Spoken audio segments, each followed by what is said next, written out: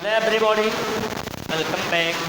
आज हम लोग सिंटेक्स ऑफ वर्ब का नेक्स्ट पार्ट पढ़ेंगे, जिसे ध्यान से देखिए। नेक्स्ट पार्ट क्या है? नेक्स्ट पार्ट यह है कि जो सिंपल प्रेजेंट है, हम इसका प्रयोग कहाँ करते हैं। Simple present rule, simple present को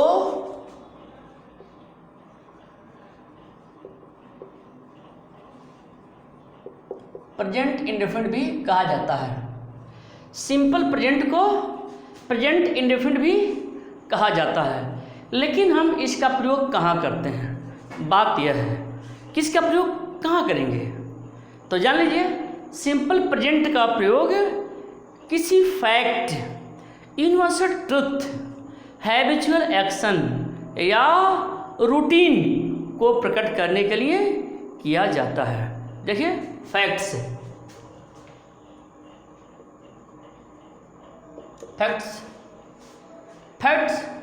को शो करने के लिए, या यूनिवर्सल ट्रुथ,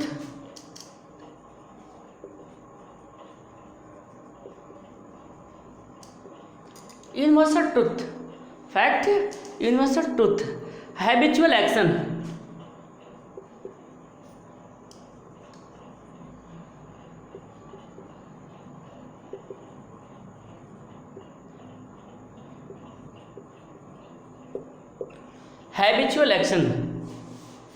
या रूटीन,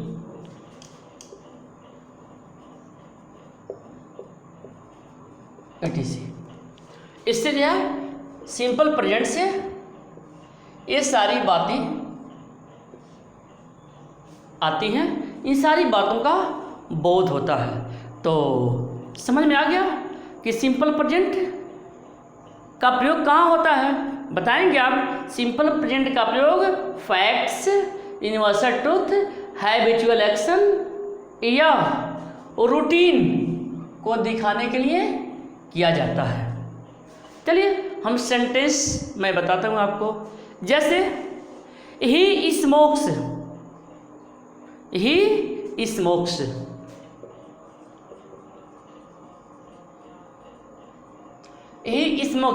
यह क्या होगा? ही स्मोक्स, यह क्या होगा? यह हैबिचुअल एक्शन होगा।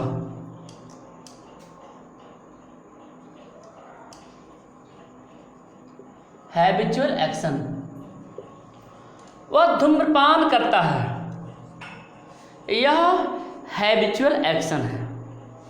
या the stars do not shine in the day,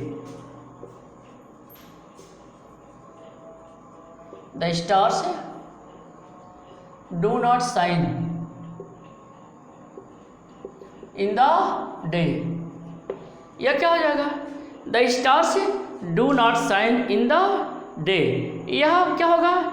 यह फैक्ट हो सकता है या यूनिवर्सल ट्रुथ हो सकता है। Fact, universal truth. चलिए नेक्स्ट देखते हैं। नेक्स्ट, जैसे he always comes to school late,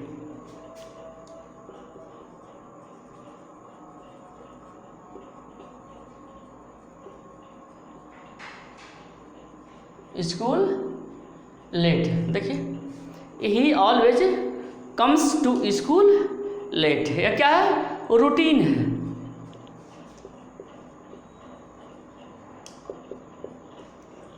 fourth, next, dogs bark at the strangers, dogs bark at the strangers.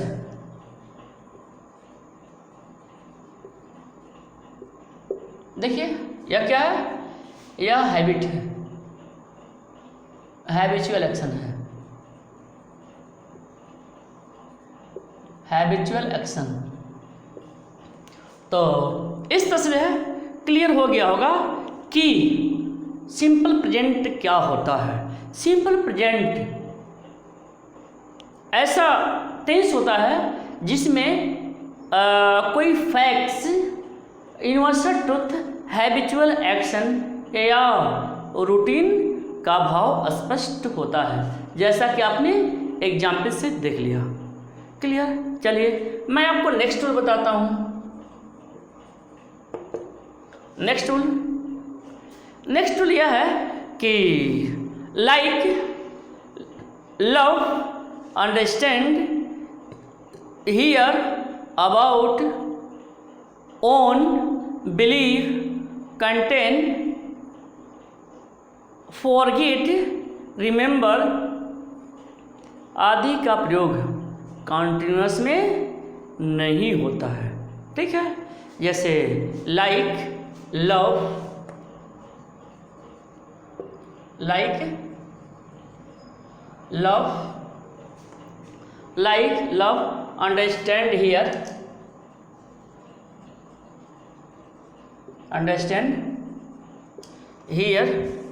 Understand, here, या डाउट, ओन,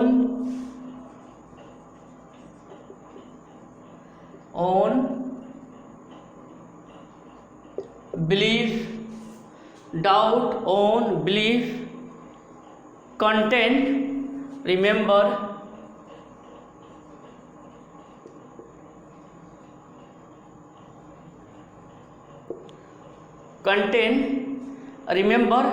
फॉरगेट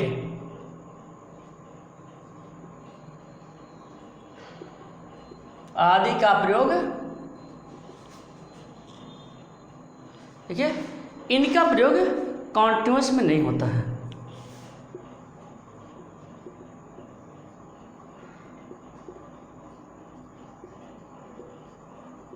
नहीं होता है। ठीक है?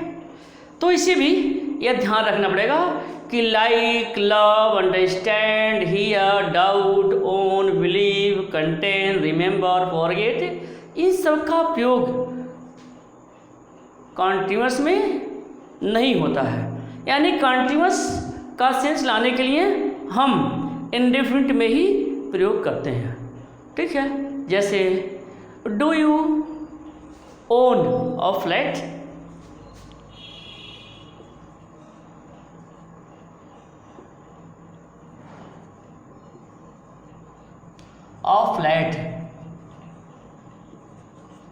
और do you own a flat. देखिए यहाँ पर ओन का प्रयोग हो गया, अब ओन ही नहीं होगा, गलत हो जाएगा। नेक्स्ट जैसे एग्जाम्पल देखते हैं, जैसे ही लाइक्स मी,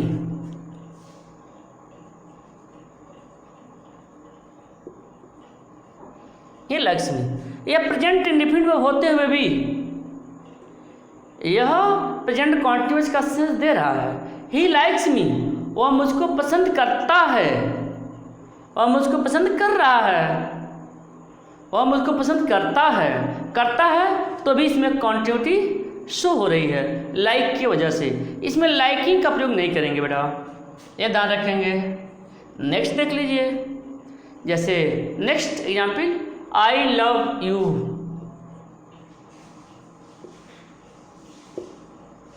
देखिए इसमें भी वही बात है, लव ही नहीं होगा, I love you already continuity को शो कर रहा है। ठीक है? Next, do you understand my problem.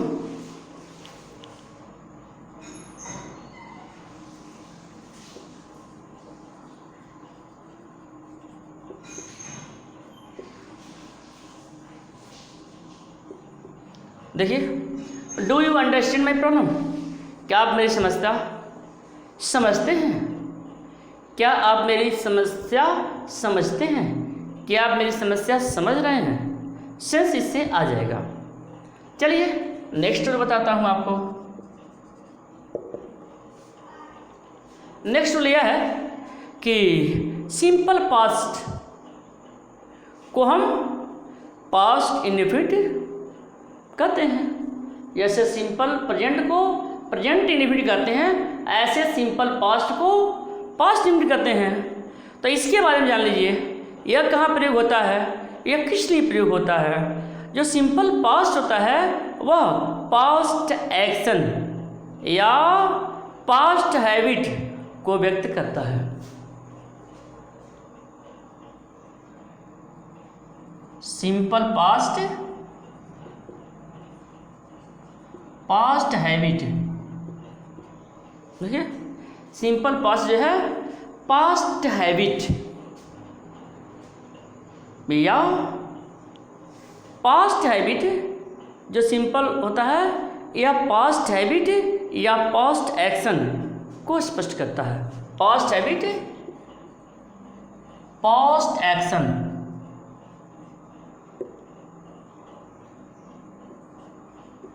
के लिए होता है। जैसे देखिए सिंपल पास्ट का प्रयोग, सिंपल पास्ट में से पास्ट इंडेफिनिट पास्ट हैबिट या पास्ट एक्शन के लिए प्रयोग होता है। जैसे I saw the film last Sunday,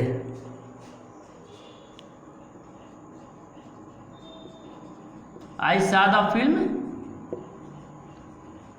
last Sunday, यह क्या है? पास्ट एक्शन है।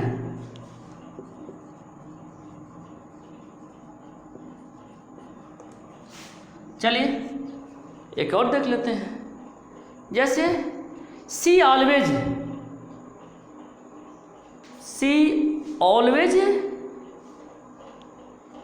Comes to her office in time.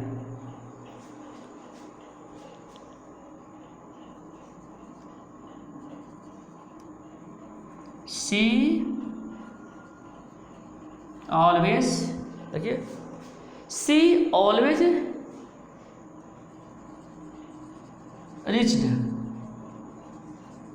her office,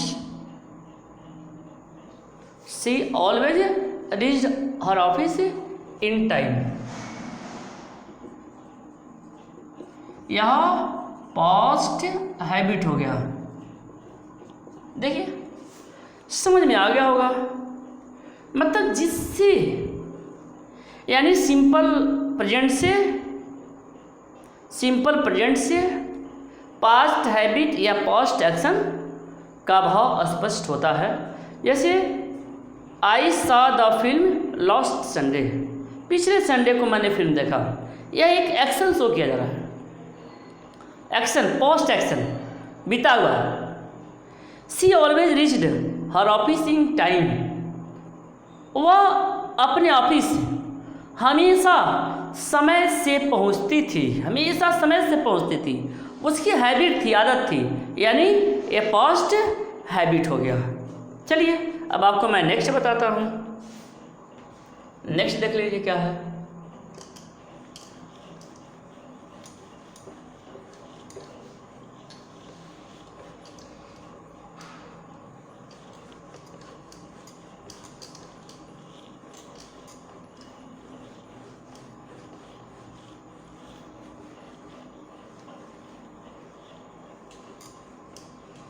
next देखें,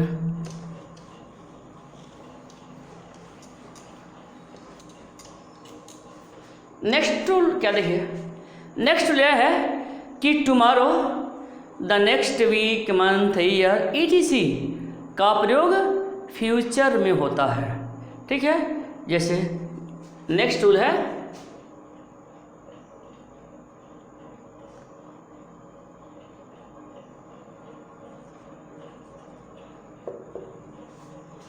tomorrow,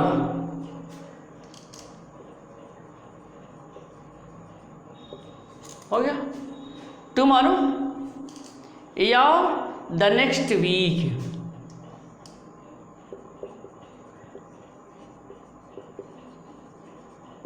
month,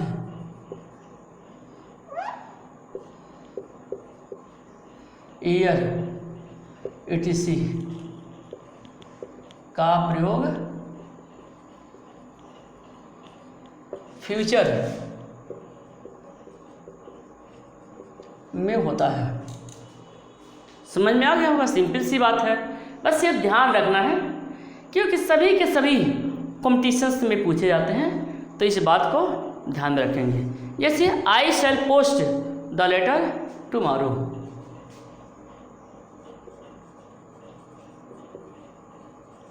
post the letter tomorrow,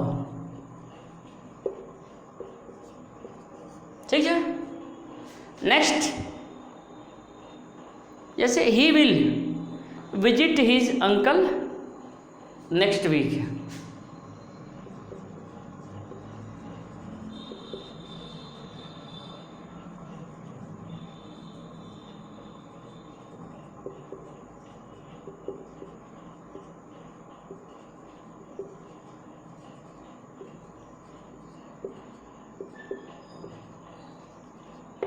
देखिए यह समझ में आ गया होगा आपके कि टुमारो और नेक्स्ट वीक, मंथ, ईयर जो भी है इसका प्रयोग फ्यूचर टेंस में ही होता है, ठीक है।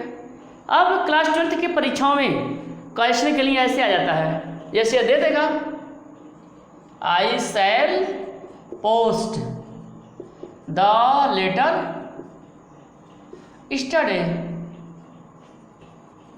बस ऐसे आ जाएगा।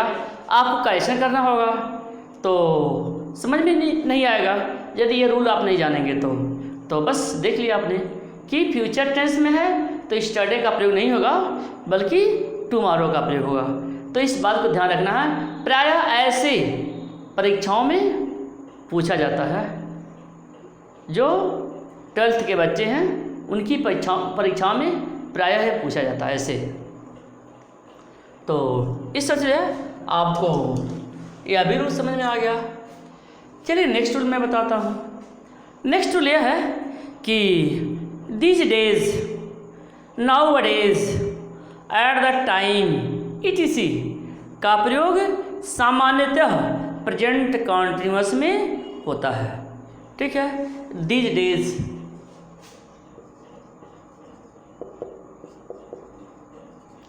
these days, nowadays,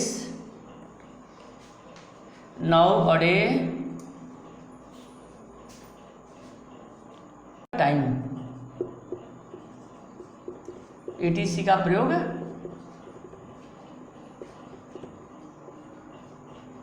कॉन्टिन्यूअस में होता है। देखिए these days, nowadays, at the time, इन सब का प्रयोग कॉन्टिन्यूअस टेंस में होता है। जैसे he is reading Premchand Godan these days,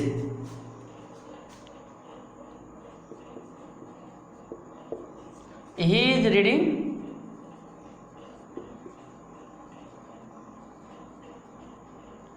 Premchand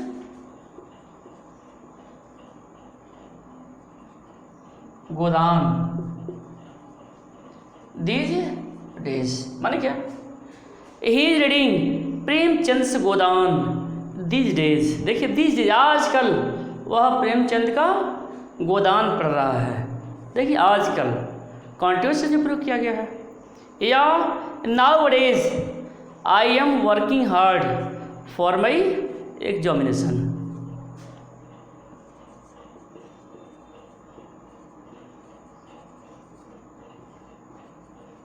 I am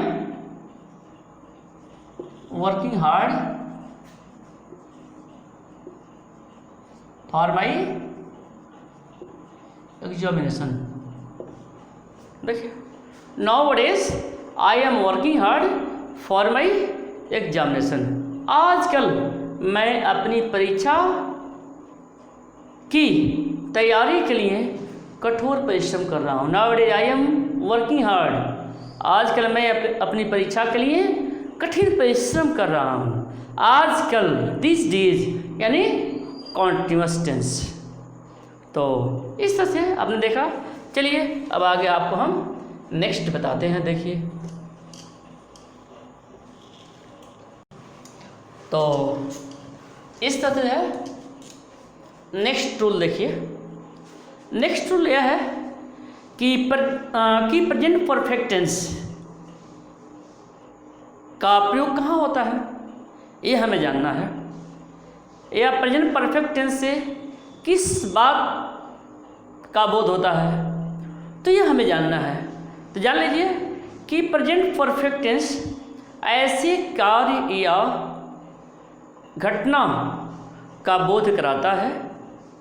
present perfect tense ऐसे कार्य या घटना का बोध कराता है जो भूतकाल में घटित हुआ हो, परंतु पूरा या समाप्त होने का परिणाम प्रेजेंट टेंस में व्यक्त किया गया हो। ठीक है, फिर से सुन सकते हैं कि प्रेजेंट परफेक्ट टेंस में ऐसे कार्य या घटनाएं प्रकट होती हैं जो भूतकाल में घटित हुई हो, परंतु उनका समापन या परिणाम प्रेजेंट टेंस में व्यक्त किया गया हो। क्लियर। और इसमें मुख्य रूप से ever, never, just, yet, already, recently आदि का प्रयोग करते हैं।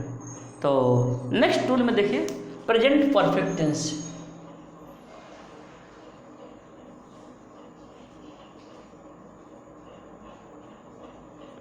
प्रेजेंट परफेक्ट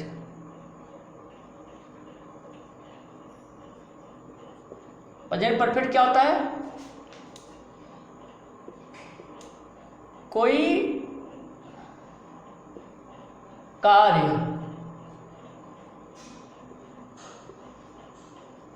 पास्ट, देखिए कोई कार्य पास्ट में घटित होता है,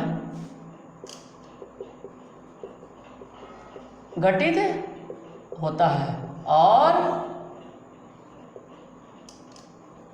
प्रेजेंट और वह कार्य प्रेजेंट में समाप्त या पूरा हो गया होता है। प्रेजेंट में समाप्त होने का बोध होता है। ठीक है, चलिए सेंटेंस के माध्यम से बताते हैं प्रेजेंट परफेक्ट टेंस क्या होता है। प्रेजेंट परफेक्ट टेंस वह टेंस होता है जिसमें कोई कार्य पास्ट टेंस में घटित होता है, और वर्तमान काल में वह व्यक्त किया जाता है। जैसे she has just returned from Kanpur.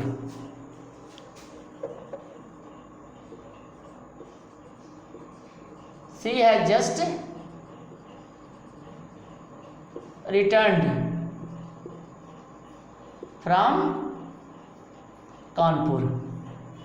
चलिए इसमें कुछ पर्टिकुलर वर्ड्स प्रयोग होते हैं, जैसे ever, never, just, ever, never, just, ever, never, just, yet, already, eight,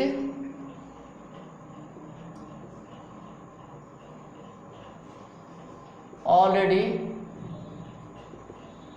recently, ever, never, just, yet, already, recently आदि।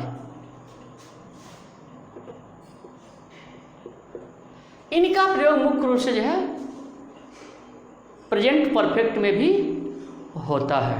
प्रेजेंट परफेक्ट में कोई घटना पास्ट टेंस में शुरू होती है और वर्तमान में वह व्यक्त की जाती है।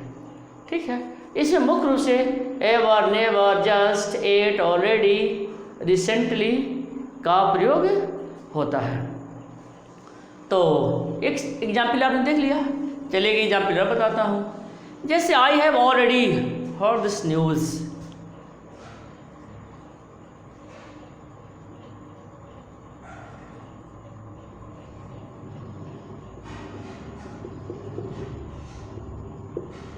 बस यह समझ, I have already heard this news, मैं यह समाचार पहले ही सुन चुका हूँ।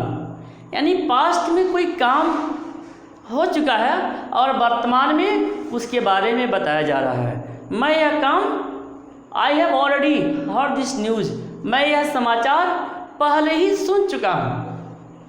बता रहा है कि वह काम पहले ही हो चुका है, यानी पास्ट में हो चुका है और प्रेजेंट में उसे बताया जा रहा है। चलिए नेक्स्ट वर्ड बताता हूँ।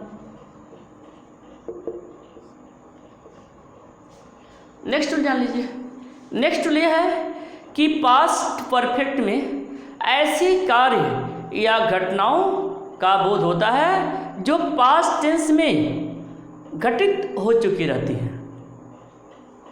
क्लियर है? पास्ट परफेक्ट टेंस में ऐसी घटनाओं का बोध होता है जो पास्ट टेंस में घटित हो चुकी रहती हैं। इसमें विशेष बात यह ध्यान रखना है कि आफ्टर और बिफोर के पहले क्लॉज, ध्यान दीजिए, आफ्टर के बाद और बिफोर के पहले, आफ्टर के बाद और बिफोर के पहले क्लॉज पास्ट टेंस में होते हैं। हमने बताया पास्ट परफेक्ट में घटनाएं पास्ट में घटित हो चुकी रहती हैं। बस ये तो सिंपल सी बात है, लेकिन विशेष बात यह है कि आफ्टर के बाद और बिफोर के पहले, आफ्टर के बाद और बिफोर के पहले क्लॉज में पास्ट परफेक्ट टेंस का प्रयोग होता है।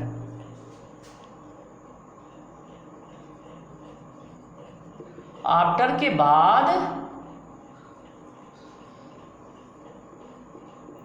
और बिफोर के पहले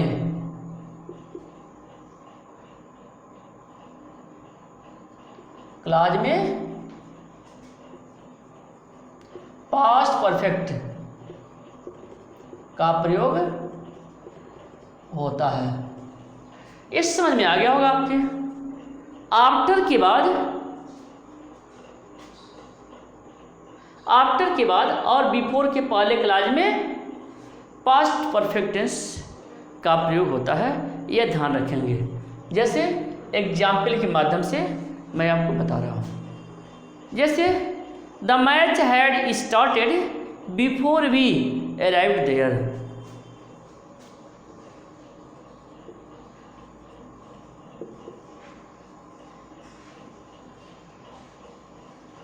started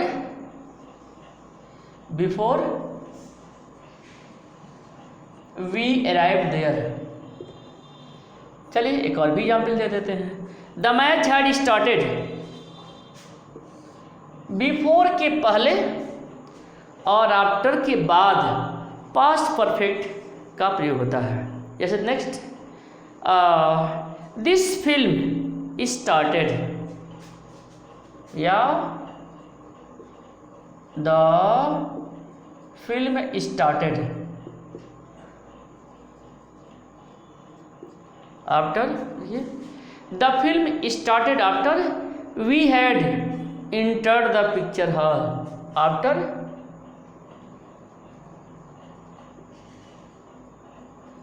entered the picture hall। देखिए यह समझ में आपके आ गया होगा अच्छी तरह से। आपने इसमें रूल यह लिखा है कि बिफोर के पहले आफ्टर के बाद वाले क्लॉज को पास्ट परफेक्ट टेंस के नियम के अनुसार बनाते हैं, यह ध्यान रखना पड़ेगा आपको। यानी यदि बिफोर का प्रयोग होगा तो उस कंडीशन में पास्ट परफेक्ट पहले लगेगा और पास्ट इंफिनिट बाद में लगेगा। यदि आफ्टर का प्रयोग है तो पास्ट इंफिनिट पहले लगेगा और पास्ट परफेक्ट बाद में लगेगा।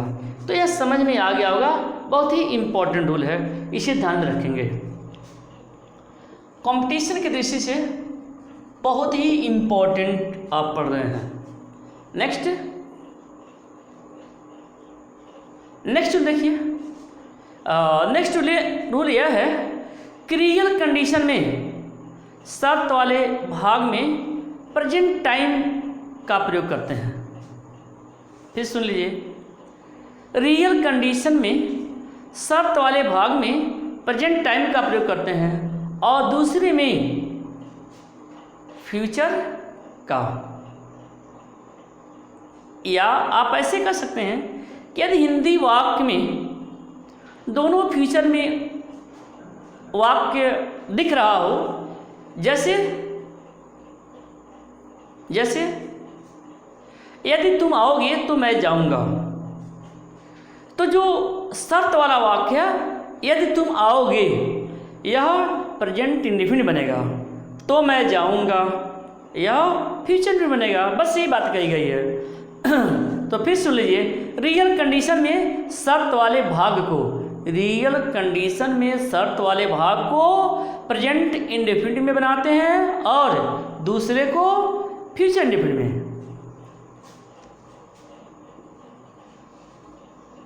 रियल कंडीशन, देखिए रियल कंडीशन वाले वाक्य में, देखिए रियल कंडीशन वाले वाक्य में शर्त प्रकट करने वाले को प्रेजेंट इंडेफिनिट में, शर्त प्रकट करने वाले क्लॉज को प्रेजेंट इंडेफिनिट में तथा दूसरे को फ्यूचर इंडेफिनिट में बनाते हैं। चलिए, जैसे वाक्य देखिए,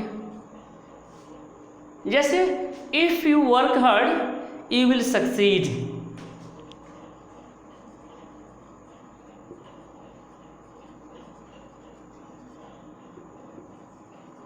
यू विल सक्सीड।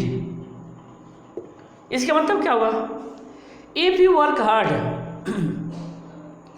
या तुम कठोर परिश्रम करोगे तो तुम सफल होगे। ठीक है, कंडीशन रखा गया, या तुम कठिन परिश्रम करोगे, तो जो कंडीशन वाला क्लॉज है उसे प्रेजेंट इंडेफिनिट में और दूसरे को फ्यूचर इंडेफिनिट में। यह रूल आपको ध्यान रखना पड़ेगा। चलिए एक और बताते हैं, if it rains I shall stay at home.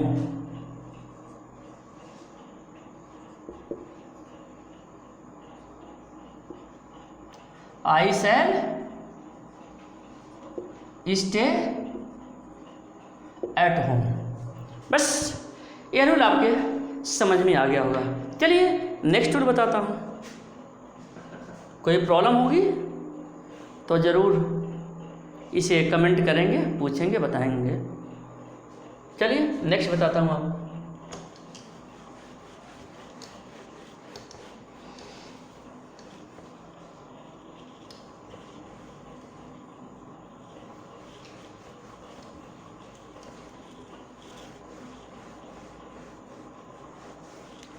Next rule देखिए,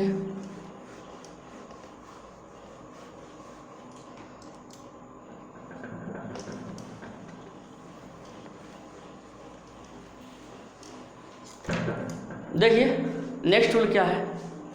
नेक्स्ट रूल यह है कि past condition means unreal condition, मतलब वास्तविक कंडीशन ना हो। पास्ट कंडीशन मतलब अनरियल कंडीशन में जो कंडीशनल क्लॉज होता है वह पास्ट टेंस में, तथा दूसरा क्लॉज यानी जो मेन क्लॉज होता है उसमें वुड, कुड, माइट का प्रयोग करते हैं। ठीक है, तो कंडीशनल पास्ट कंडीशन में देखिए नेक्स्ट रूल देखिए,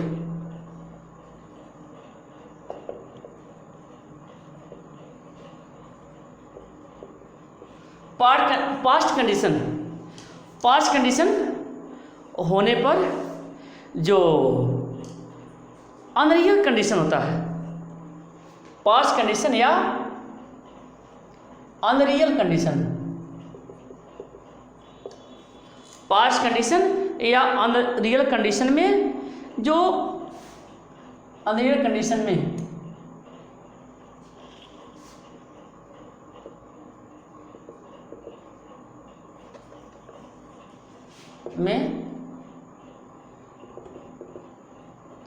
कंडीशनल, जो कंडीशनल क्लॉज होगा, जो कंडीशनल क्लॉज होगा, जो में कंडीशनल क्लॉज पास्ट परफेक्ट में, जो कंडीशनल क्लॉज होगा वह पास्ट परफेक्ट में या पास्ट टेंस में लिख सकते हैं, पास्ट टेंस में। कंडीशनल क्लॉज पास्ट टेंस में, पास्ट टेंस में। और जो दूसरा क्लॉज होता है,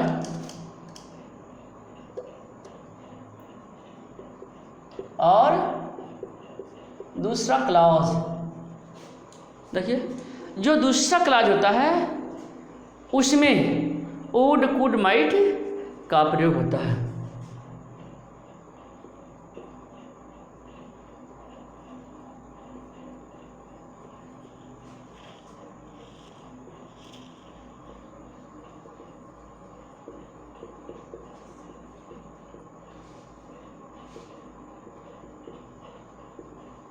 चलिए, तो एग्जाम्पल के माध्यम से मैं इसे समझाता हूँ। जैसे देखिए, if you had not money you would lend it to me. If you had not money,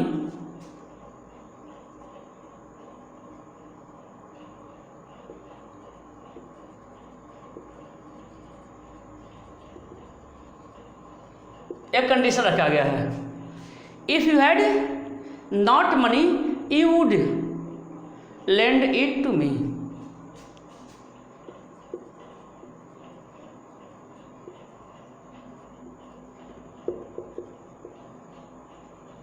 बस देखिए, यह अनरियल कंडीशन है। If you had not money you would lend it to me. चलिए एक और भी एग्जाम्पल देते हैं। नेक्स्ट एग्जाम्पल देखिए, जैसे if they came here in time. देखिए, इफ दे केम हियर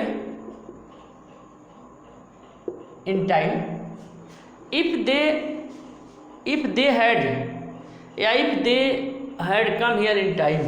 चलिए हैड से बना देते हैं। If they had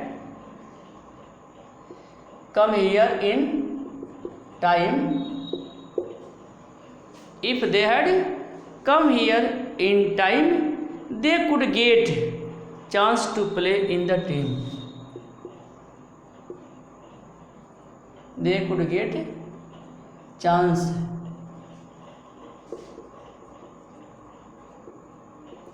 in the team. बन गया। तो चलिए एक आध एग्जाम्पल देते हैं। If I were you I would not do it.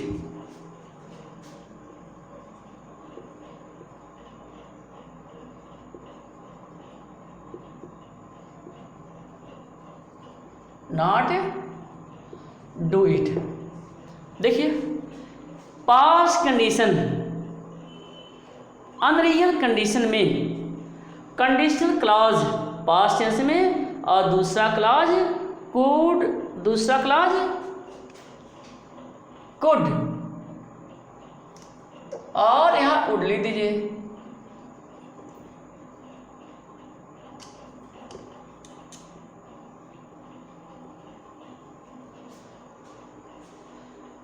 दूसरा क्लॉज में कुड, वुड, माइट का प्रयोग होता है। तो इस तरह से आपके समझ में आ गया होगा। If you had not money you would lend it to me. If they had come here in time they could get chance to play in the team. If I were you I would not do it. अब आप कह रहे होंगे कि ऐसा तो verb क्यों लगा हुआ है, तो इसका रीज़न यह है, कारण यह है कि यह एक इमेजिनेशन है, एक कल्पना है, ठीक है, यह अनरियल कंडीशन है, ठीक है, इसलिए यहाँ पर वर्ब लगा हुआ है। जब यह सिचुएशन होगा, यह कंडीशन होगा, उस कंडीशन में सब्जेक्ट सिंगुलर हो या प्लूरल हो, उसके साथ प्लूरल वर्ब ही लगेगा, ठीक। जैसे if I were bird I would fly in the sky. If I were bird, काश मैं पक्षी होता, I would fly in the sky, मैं आसमान में उड़ता। एक इमेजिनेशन है, एक कल्पना है, एक अनरियल कंडीशन है जो कभी पूरा हो ही नहीं सकता है। तो इस कंडीशन में हम आई के साथ भी वर्ब का प्रयोग करते हैं। बस समझ में आ गया होगा। चलिए नेक्स्ट रूल मैं बताता हूँ। नेक्स्ट रूल जान लीजिए। नेक्स्ट रूल यह है कि अनरियलाइज्ड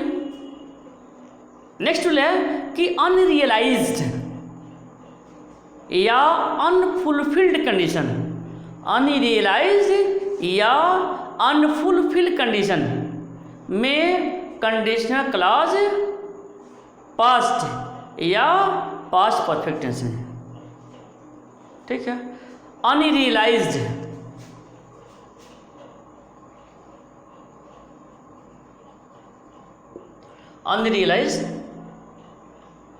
या अनफुलफिल्ड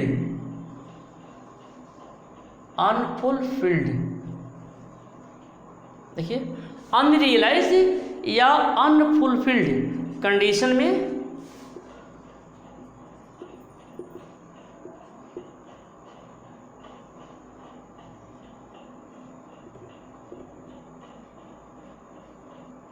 कंडीशनल क्लॉज,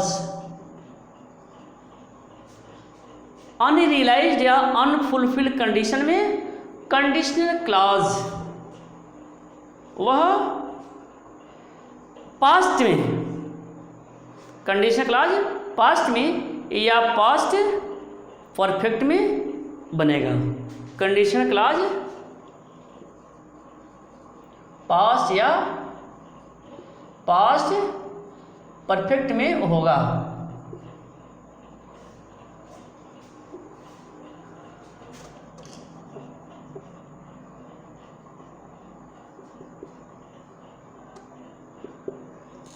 परफेक्ट में होगा। देखिए, पास्ट या पास्ट परफेक्ट में होगा, जबकि दूसरे क्लॉज में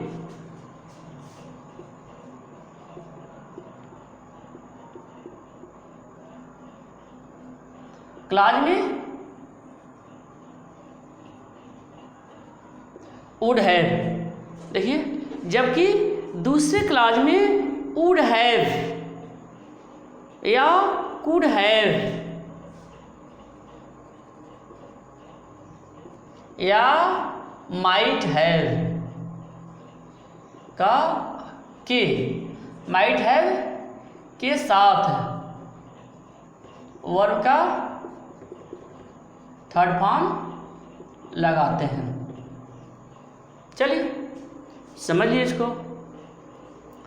अनरियलाइज्ड या अनफुलफिल्ड मतलब ऐसा कंडीशन, ऐसा शब्द जो पास्ट टेंस में, भविष्य काल, पास्ट टेंस में, बीते हुए काल में वह पूरा ना हो सका। पास्ट टेंस में यानी विगत काल में, यानी भूतकाल में वह पूरा ना हो सका। उस कंडीशन में क्या करेंगे, जो कंडीशनल क्लॉज है वह पास्ट या पास्ट परफेक्ट में से कोई भी कर देंगे, जो भी सिचुएशन होगा। और दूसरे क्लॉज में would have, could have, might have के साथ वर्ब का थर्ड फॉर्म लगा देंगे। क्लियर? जैसे देखिए, if I were agriculture minister of India,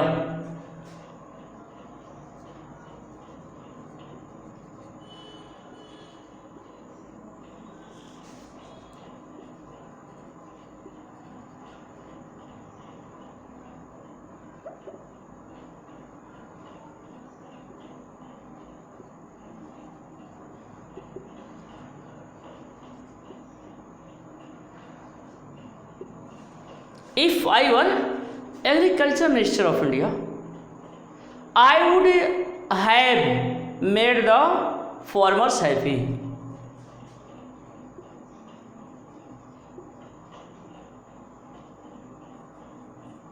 I would have made the farmers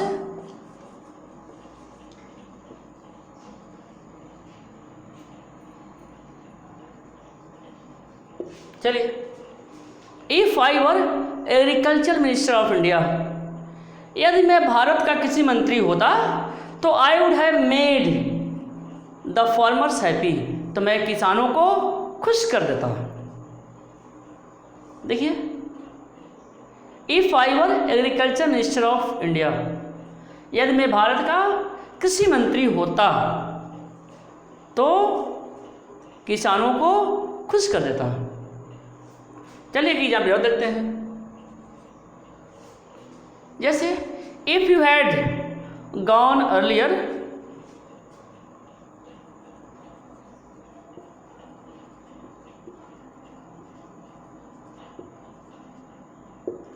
देखिए, if you had gone earlier you would have got the front seat.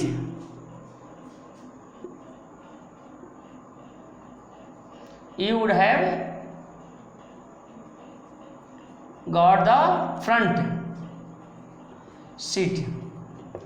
देखिए, if you had gone earlier, यदि तुम थोड़ा और पहले पहुंच गए होते तो you would have got the front seat, तो तुमको सबसे आगे का सीट मिल गया होता।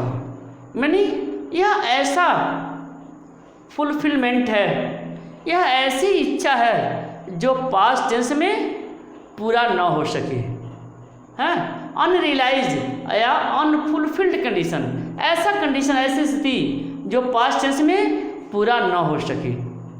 तो इस कंडीशन को आप ध्यान रखेंगे कि जो कंडीशनल क्लॉज है वह पास्ट परफेक्ट टेंस में, और जो दूसरा क्लॉज है उसमें हम वुड हैव, माइट हैव या कुड हैव के साथ वर्ब का थर्ड फॉर्म लगा देंगे। चलिए नेक्स्ट टूल बताते हैं आपको। नेक्स्ट टूल यह है कि सिंस फॉर का प्रयोग।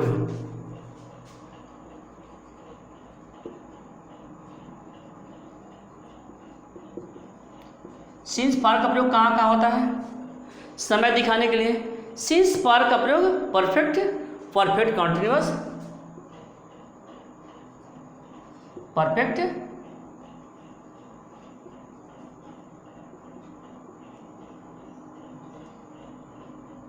और पास्ट इंडेफिनिट में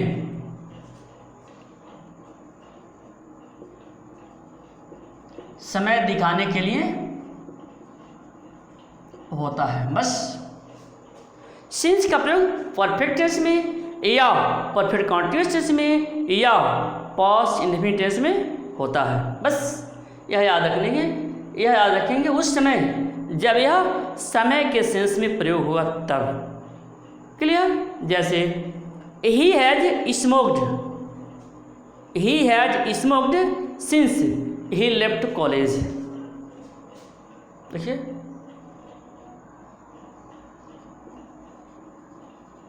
he has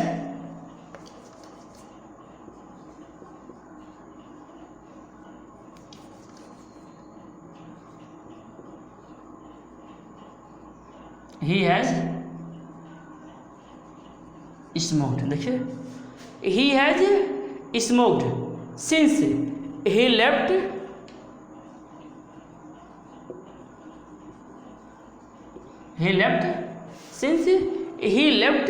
college.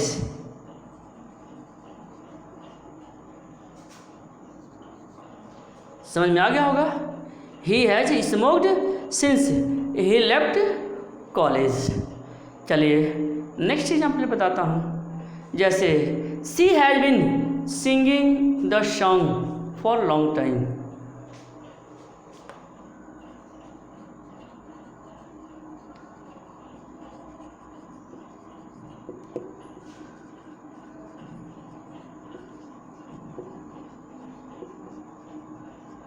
For long time हो गया। चलिए, she has been singing the song for long time. Clear. चलिए एग्जाम्पल जब बता देता हूँ। I lived here for 6 months।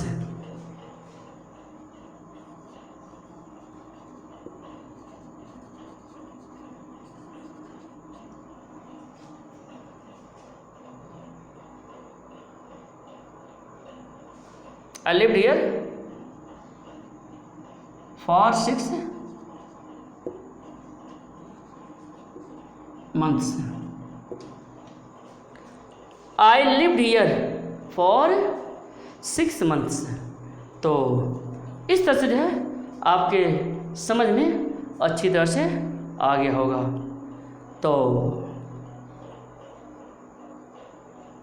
आपने सिंटैक्स का यह पार्ट देखा, यह आपको अच्छी तरह से समझ में आ गया होगा। ओके।